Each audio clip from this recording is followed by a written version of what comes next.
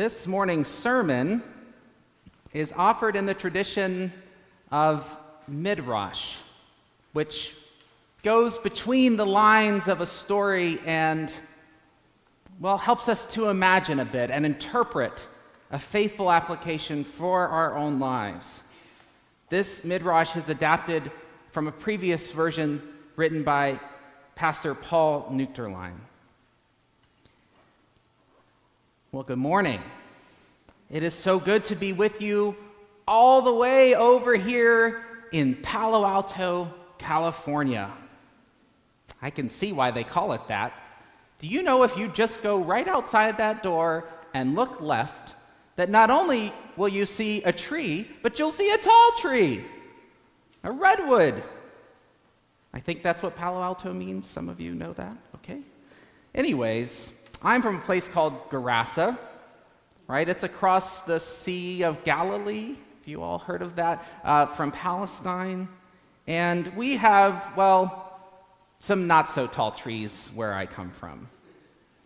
And I'm that, what some people call deranged person that you just heard Reverend Nick reading about in this story from the gospel today.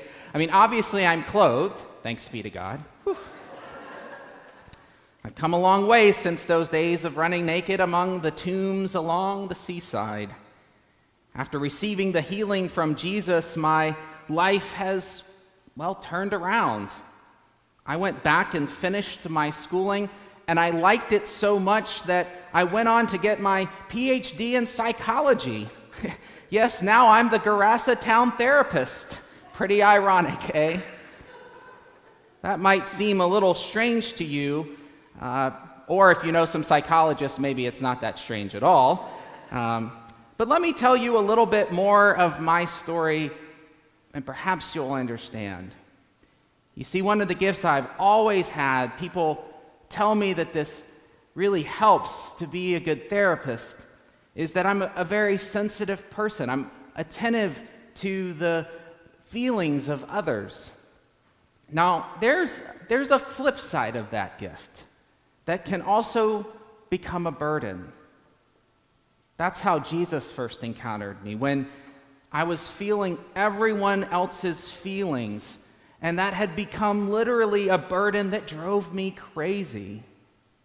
You might remember from the story that the demons named themselves Legion, which means many, not like many, not like small, many, like a lot.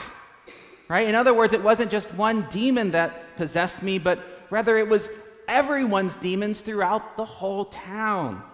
That's why there was so many, and I bore them all.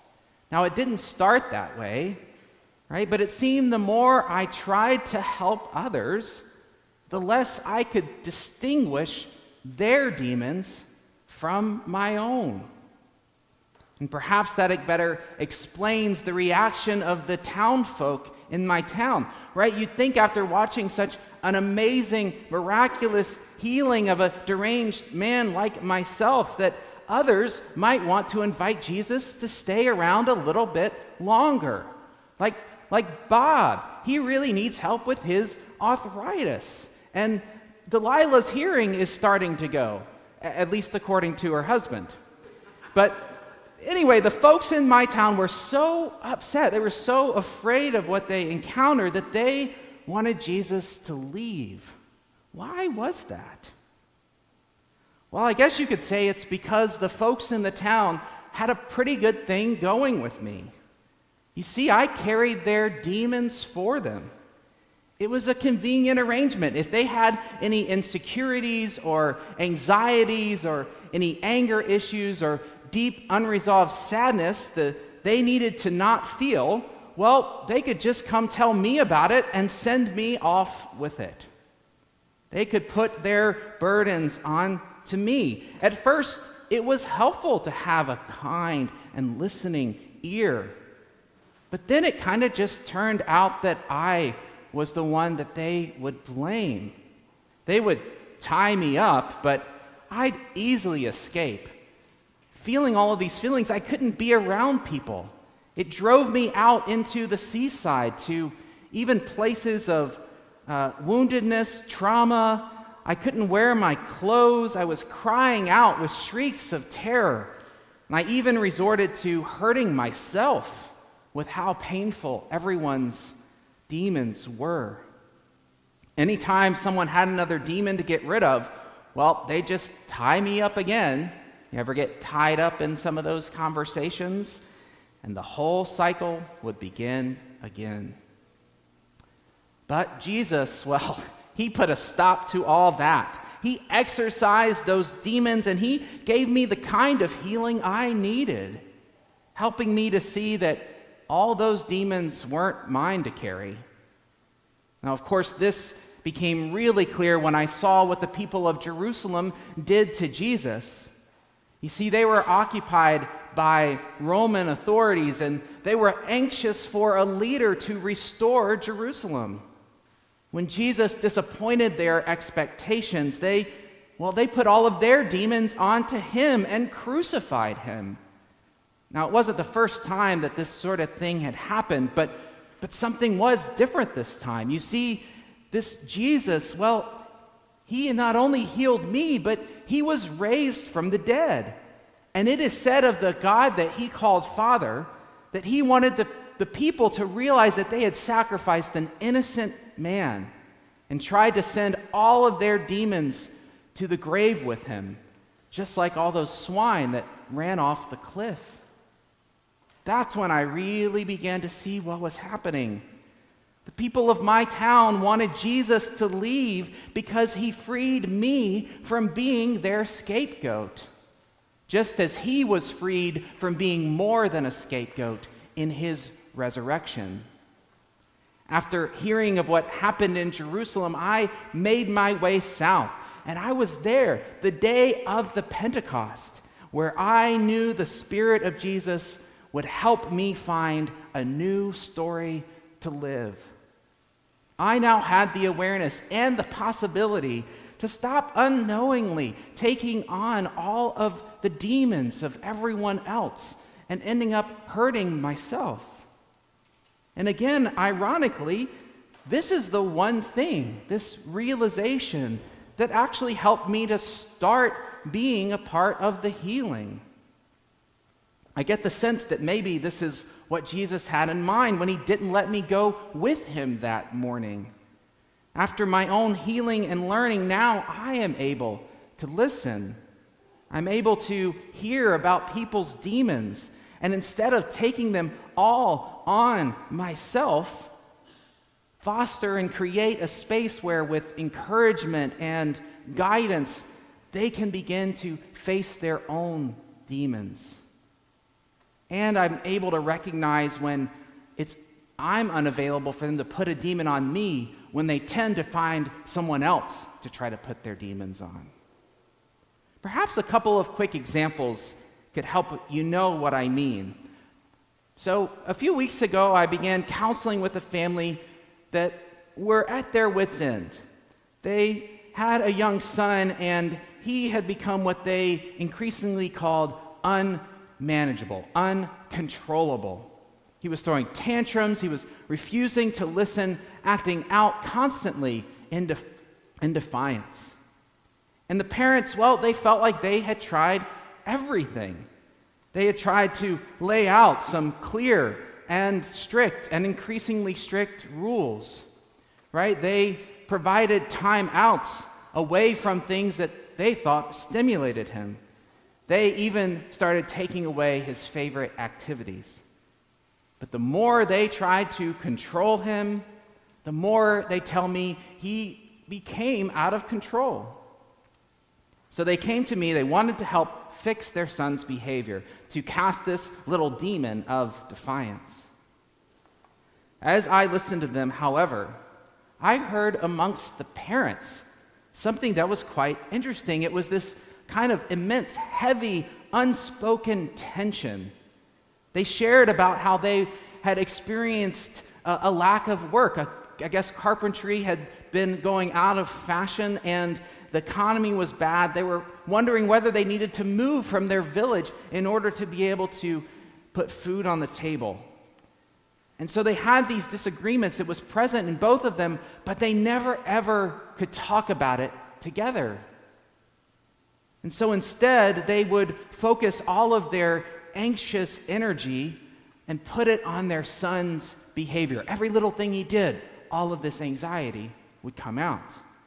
He had become the lightning rod for all of this unexpressed anxiety in the home.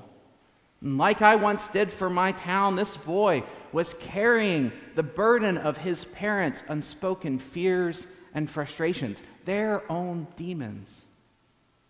So I took a risk and I coached the parents. I asked them to try something different.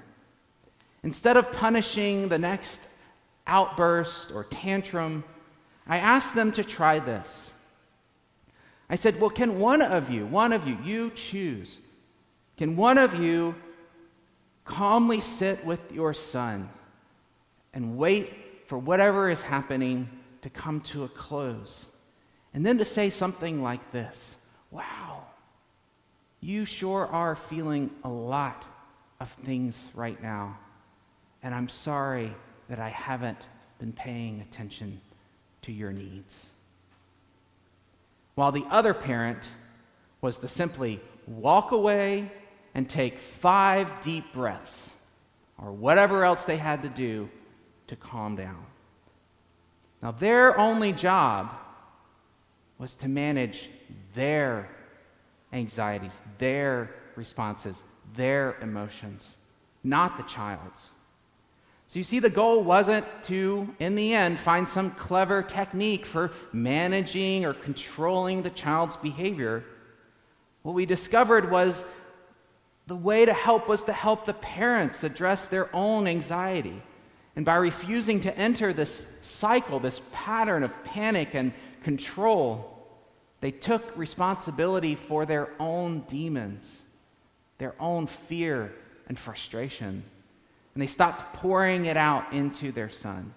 And a remarkable thing happened.